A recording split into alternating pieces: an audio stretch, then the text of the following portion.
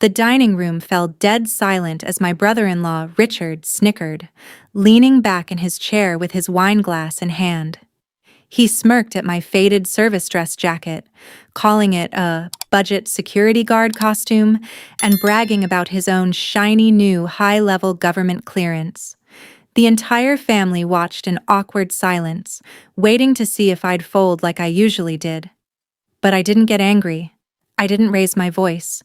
Instead, I calmly reached into my jacket pocket, pulled out a black leather ID holder, and slid a high-level military credential across the mahogany table right next to his plate.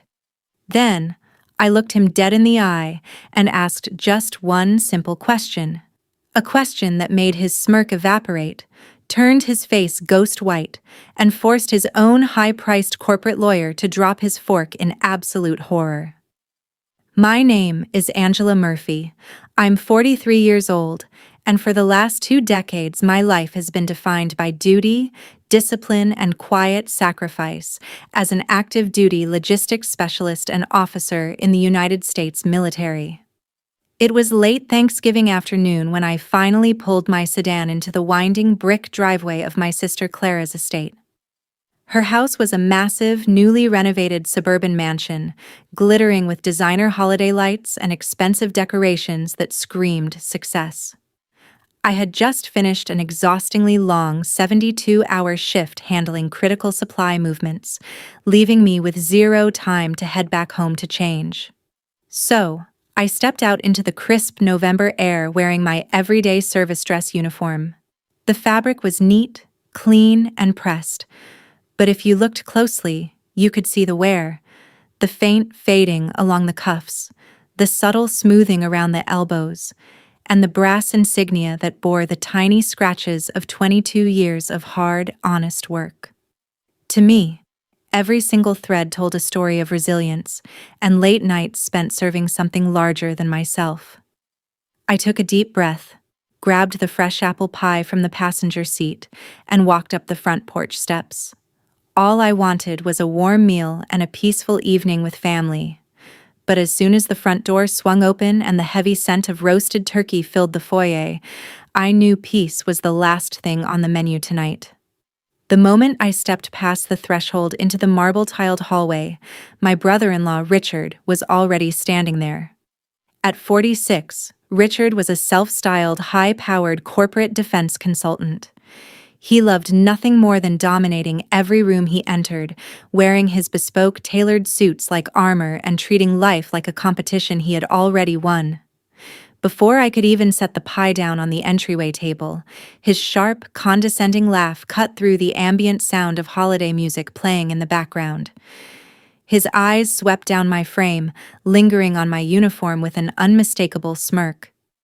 "Well, look who finally decided to grace us with her presence," Richard announced loudly enough for the entire living room to hear. "Clara, get a towel for the floor. Your sister brought the military depot right into our foyer." My sister Clara offered a tight, apologetic smile as she came out to greet me, but Richard was just getting started.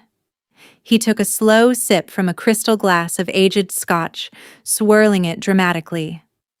"I have to ask, Angela," he said, stepping closer with a mockingly sympathetic look. "Do they not pay you enough in the service to buy a fresh jacket? Those cuffs look like they've seen the inside of a washing machine one too many times. You'd think after 20 years, you'd at least look like a success story instead of a line worker." I simply smiled, held my tongue, and handed Clara the pie. I'd dealt with arrogant men in high-pressure situations far worse than Richard, but his relentless need to put me down was already warming up the room for what was coming next. We all gathered around Clara's massive mahogany dining table, which was loaded with fine china, silver cutlery, and an elaborate centerpiece. But as the food was passed around, Richard made sure the main dish was his own ego. He sat at the head of the table, leaning back in his chair like a king holding court, constantly steering every conversation back to his financial achievements and high society connections. "Corporate defense consulting is a whole different league," Richard announced, tapping his fork against his plate for attention. "It's where the real decisions are made. not down in the dirt, but in the boardroom. He then turned his sharp gaze straight toward me, zeroing in on my frayed cuffs once again. Honestly, Angela, it breaks my heart seeing you sit there in that budget security guard costume. All those years in uniform, and for what?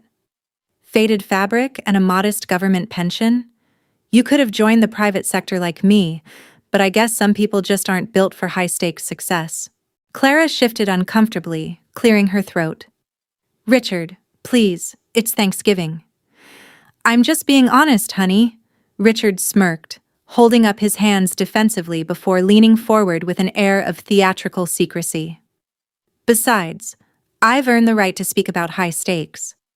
Just this week, my firm locked down a massive multi-million-dollar defense logistics contract with the federal government. I was officially granted my top-secret security clearance. He puffed out his chest, looking around the table to make sure everyone was thoroughly impressed. Do you have any idea what kind of power that gives me? I'm privy to classified project frameworks that regular service members like Angela could only dream of seeing. It takes a certain tier of intelligence to be trusted with the nation's most sensitive data. The dining room fell into an awkward, suffocating silence. Clara looked down at her plate, avoiding eye contact, while the rest of the family stared at their napkins. Richard sat there grinning, basking in his own imagined superiority, waiting for me to wither under his condescension. I didn't lose my temper. I didn't raise my voice. I simply set my cloth napkin down beside my plate, deliberately took a slow sip of water, and reached into the inner breast pocket of my faded uniform jacket. From the pocket, I pulled out a sleek black leather credential wallet. Without a word, I flipped it open, revealing the gold-embossed Department of Defense crest and the heavy, official federal identification card resting inside. I slid it quietly across the polished mahogany table, right past the gravy boat, until it landed directly beside Richard's wine glass. Richard blinked, his smirk wavering for a fraction of a second as his eyes darted down to the card. He saw the bold red lettering across the top, the official seal, and my full title, Senior Director of Regional Defense Compliance and Chief Logistics Auditor.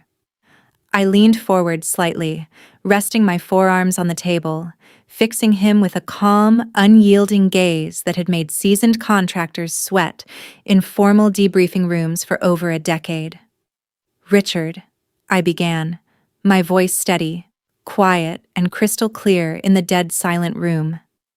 That multi-million-dollar defense logistics contract your firm just landed, the one assigned to Project Vanguard? Richard's face froze mid-smile. If you truly possess high-level clearance, I asked softly, letting every single word carry the full weight of federal authority, then why did you just commit a gross federal disclosure violation by naming a classified procurement operation at an unsecured holiday dinner table, right in front of the senior auditor assigned to inspect your firm's compliance next Tuesday? The color drained from Richard's face so fast it was as if someone had pulled a plug on his blood supply. The arrogance that had coated his features just seconds ago shattered into total, unadulterated panic. His mouth opened slightly, but no sound came out. He stared at the official credential sitting inches from his hand, his eyes frantically reading the words, Chief Logistics Auditor, over and over again. Clara looked back and forth between us, completely bewildered. Angela, what are you talking about? What project? Project Vanguard, I said, keeping my eyes locked on Richard. A restricted logistics initiative. Richard's firm spent the last 6 months bidding for it. What he clearly failed to realize is that the line workers in faded uniforms he looks down on are the very officers who evaluate security compliance, audit corporate integrity, and approve or revoke those multi-million-dollar grants. Richard swallowed hard, his hands beginning to visibly tremble against the tablecloth. The sheer scale of his mistake was sinking in. It wasn't just that he had tried to humiliate his sister-in-law. He had done it by recklessly blabbering about a classified program to the exact federal authority overseeing his company's clearance audit. One word from me in my official report on Tuesday morning wouldn't just delay his contract. It would trigger an immediate security review, freeze his firm's credentials, and potentially end his career before it even truly began. The dynamic in the room had completely flipped. The man who had spent the evening acting like a king was now sitting at his own dinner table, helpless, exposed, and terrified. Richard stammered, his confident demeanor completely collapsing into desperate damage control. Angela, I was just joking. You know how it is. Just family banter around the holiday table. I didn't mean anything by it, I swear. He pushed his chair back, his hands raised in surrender, looking around the room for support. But no one came to his defense. My sister Clara stared at him in quiet shock, while the rest of the family sat frozen, witnessing the total unraveling of the man who had spent hours belittling everyone around him. "This isn't family banter, Richard," I said, my voice carrying the steady, unwavering authority of 2 decades in service. "You tried to use classified government business as a prop to make yourself feel superior. You mocked this uniform, callously ignoring what it actually represents." I gestured down at my faded cuffs. "You see worn-out fabric because you only measure worth by price tags and prestige. But these faded sleeves represent 72-hour shifts keeping our troops supplied. They represent integrity, discipline, and silent duty. Qualities that money can never buy and credentials can never replace." Richard looked down at his plate, his face burning red with shame. "I'm sorry," he whispered, his voice barely audible. "I was way out of line, Angela. Please. I'm truly sorry." The silence in the room was absolute. Clara quietly reached over and squeezed my hand, her eyes filled with newfound respect. For the first time all evening, Richard was completely speechless, stripped of his arrogance, leaving him to sit with the bitter weight of his own foolishness. I slowly picked up my credential wallet, slipped it back into my jacket pocket, and picked up my fork. The rest of Thanksgiving dinner proceeded in absolute peace. Richard didn't utter another boastful word for the remainder of the night, keeping his head down and passing dishes only when asked. He learned a hard lesson about humility and the true meaning of service. As for his clearance, I did my duty on Tuesday. I conducted a strict, unbiased audit, leaving him with a stern official reprimand that he won't soon forget. True authority never needs to shout, and real honor doesn't come from a fancy title or an expensive suit. It's earned through quiet integrity. What about you? How would you have handled a condescending family member like Richard?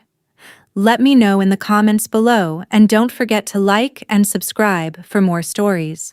Thanks for watching.